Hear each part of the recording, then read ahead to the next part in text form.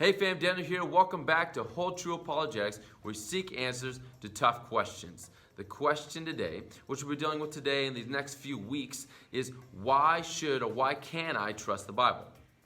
Now, the first part I want to touch on this week is, isn't the Bible just full of contradictions? Isn't the Bible just full of contradictions? Joseph Sommer, who works for the American Humanist Association, states this: the Bible is an unreliable authority because it contains numerous contradictions. Logically, if two statements are contradictory, at least one of them is false. The biblical contradictions therefore prove that the book has many false statements and is not infallible.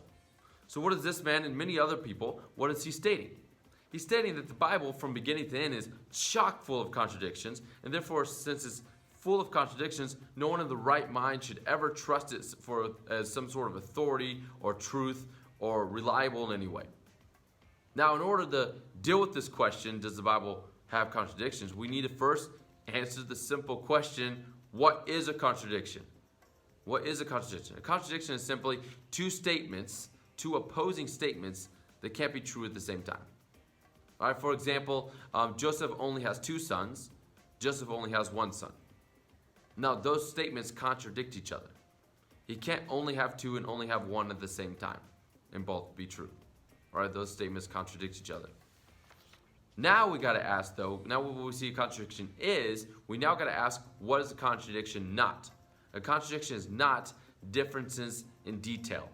It's important to note, okay, as I'm going to note in a second with the Gospels.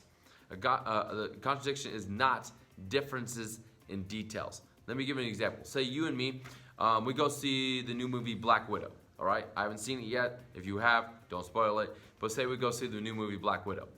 And we come back and we talk to someone, maybe a friend or whatnot, and we start detailing what took place in the movie. Now, are we going to be telling the person the exact same thing verbatim? No, we will not. All right? We're going to be focused on different details. You might be focused on this aspect of the movie or whatnot. I might be focused on this aspect of the movie. Wherever the case, we're going to be telling differences in details. All right? But that does not necessarily in any way mean they contradict each other. It's just a focus on a difference in detail. The second thing I want to point out that is not a contradiction is a difference on focus. And what I mean by that is difference on focus on precise details versus broad details.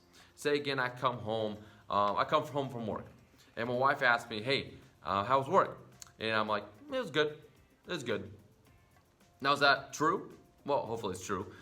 Is that true? Yeah, it's true. But how much detail do you have? Not a lot. It's very broad. It's very broad. You don't get a lot of information from that. But say I come home and she asks me how I was working, and I go into more detail about things going on in the office and all the different stuff that's happened and whatnot. Now, at that time, I'm being a lot more precise. Giving a lot more information of what took place. Now, the two, good and more precise, don't contradict each other, all right? Just one is focused on just giving a broad statement, while one is focused on giving a more precise statement.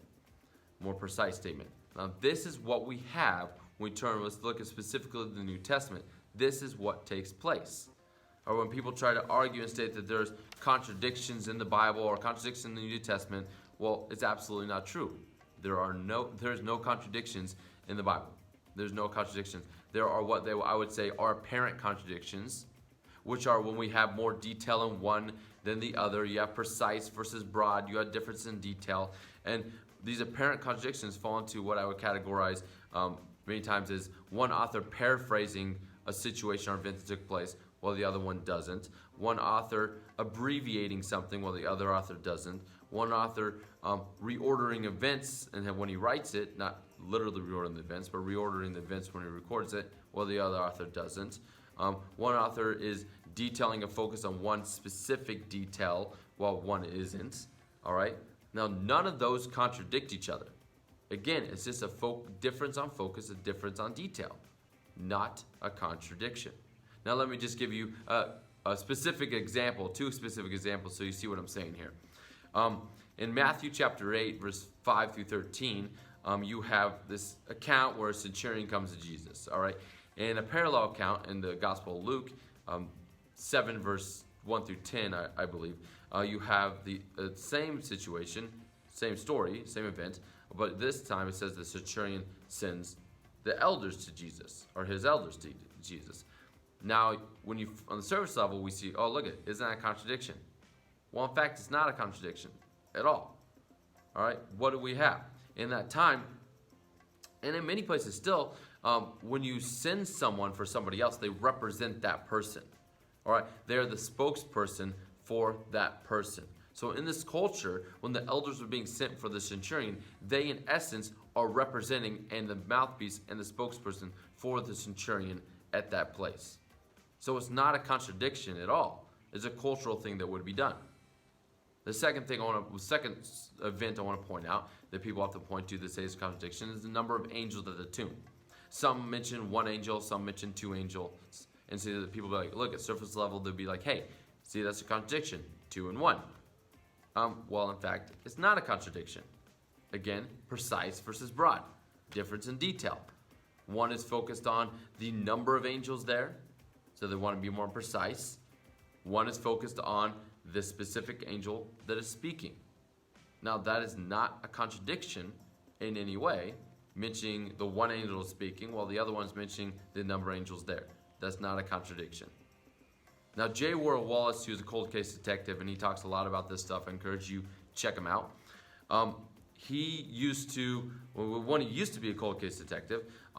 He give accounts. You know, if you see any crime show, you see that when they have different witnesses in interview rooms, and say you have 4 witnesses in interview rooms, all witnessing the same event, and say all 4 witnesses are saying the same thing verbatim, what would you conclude?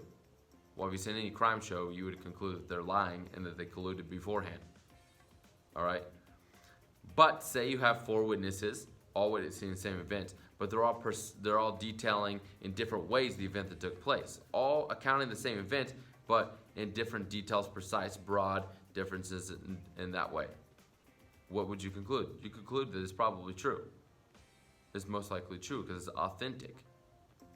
Now, J. Warren Wallace says that's what we have when we turn to the Gospels, Matthew, Mark, Luke, and John. You have 4 witnesses accounting the same events of Jesus' life, just from a different perspective and focusing on different details and writing to different authors.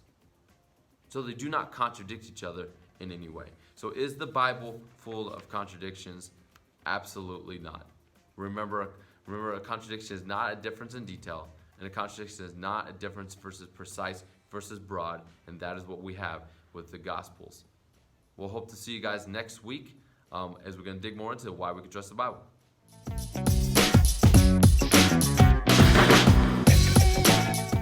If you found this video challenging, let me challenge you one more time to subscribe, like, share this channel to everybody, anybody you know.